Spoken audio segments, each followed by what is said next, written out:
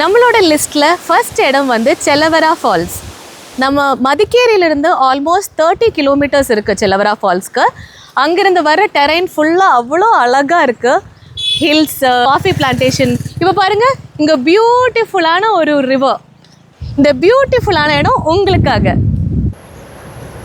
Finally நம்ம வந்து செலவரா falls reach ஆகிட்டோம். இந்த லொக்கேஷனுக்கு வர்றதுக்கு கொஞ்சம் டிஃபிகல்ட்டாக இருக்கும். ஏன்னா போர்ட்ஸ் வந்து கன்னடாவில் மட்டும்தான் போட்டிருந்தது. அதுவும் கொஞ்சம் போர்ட்ஸ் எல்லாம் அங்கெங்கெல்லாம் அழிஞ்சிருக்கு. ஸோ கொஞ்சம் கேட்டு தான் நாங்களும் இங்கே வந்தோம். பார்க்கிங் வந்து ரொம்ப லிமிட்டடாக தான் இடம் இருக்குது.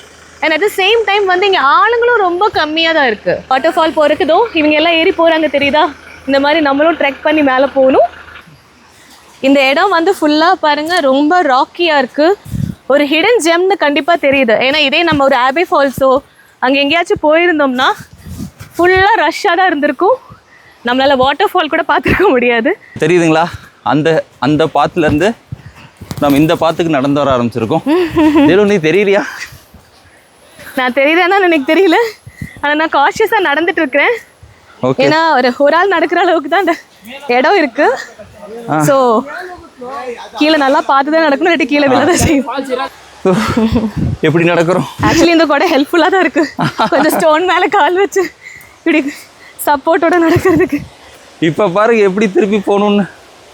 இப்போ நம்ம இங்கேருந்து இப்படி நடந்து வந்துட்டோம். இப்போது இங்கேருந்து இப்படி நடக்கணும் இன்னும். So watch your food carefully. இங்கே பாருங்கள், இதெல்லாம் என்ன கேட்டகிரியில் போய் வழின்னு சொல்கிறது அப்பா. ஆனால் நல்ல கிரிப்பான ஷூ போட்டு வாங்க, இல்லைன்னா ரொம்ப கஷ்டம்.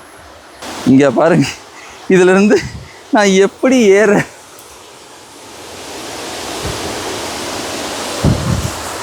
அடப்பா, ஏதாவது பிடிக்கிறக்காவது ஒரு கம்பி கொடுக்கடா. நான் எப்படியோ இறங்கிட்டேன். இப்போ என் பட்டுமா எப்படி இறங்குறாங்கன்னு நான் அப்பவே சொன்னேன்ல, இந்த அம்பர்லா கண்டிப்பா ஹெல்ப் பண்ணுன்னு. பாத்தீங்களா நான் எவ்வளோ வந்து பிளான் பண்ணியிருக்கேன்னு. இந்த அம்பர்லா வச்சு ஏன்னா இங்க எங்கேயும் பிடிக்கிறதுக்கு எதுவுமே இல்லை. அவர் எவ்வளோ கஷ்டப்பட்டு இறங்குனாரு. மழை வந்து ஜாலியா இறங்குறேன். லைட்டா தூறல் போட ஆரம்பிச்சிருச்சு. ஆனா க்ரீன் ஜாக்கெட் இருக்கா இதுக்குள்ள? இல்ல. ஷூ எடுத்துட்டு வரல. சரி, ஓகே.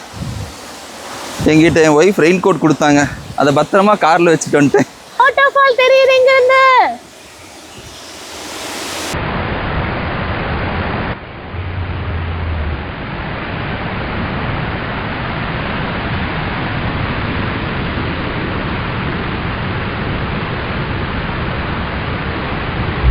ரெண்டு விஷயம் நான் இங்கே சொல்ல விரும்புகிறேன். இந்த இடம் வந்து பார்க்குறது கொஞ்சம் டிஃபிகல்ட் டெரெயினாக தெரிஞ்சால் கூட ஆக்சுவலி வந்து போகிறது டிஃபிகல்ட் கிடையாது. ஈவன் கிட்ஸ்னால கூட ஈஸியாக வந்து மேலே ஒரு ஸ்டேர் கேஸ் ஏறி இறங்குற அளவுக்கு தான் இருக்குது. அண்ட் டிஸ்டன்ஸுமே ரொம்ப கம்மி. ஸோ இந்த பார்த்துட்டு ஐயோ அப்படின்னு சொல்லிட்டு நீங்கள் இங்கே வராமல் இருக்காதீங்க. இன்கேஸ் நீங்கள் ஆபே ஃபால் போயிருந்தேன்னா, ஏன்னா கூர்க்கு வரவங்க எல்லாருமே ஆபே ஃபால்ஸ் தான் போவாங்க. ஸோ ஆபே ஃபால்ஸ் போயிருந்தாலும் ஆபே ஃபால்ஸ் நீங்கள் இறங்க முடியாது.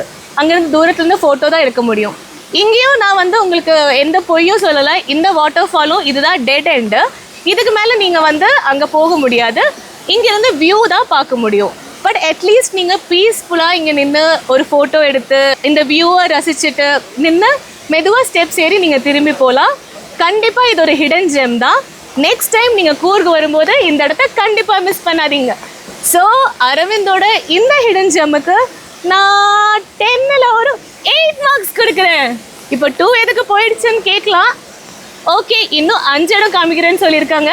வேணா நம்ம லாஸ்ட்டில் வந்து ஸ்கோர் ரிவைஸ் பண்ணலாம். Okay, bye bye, see you in the next part.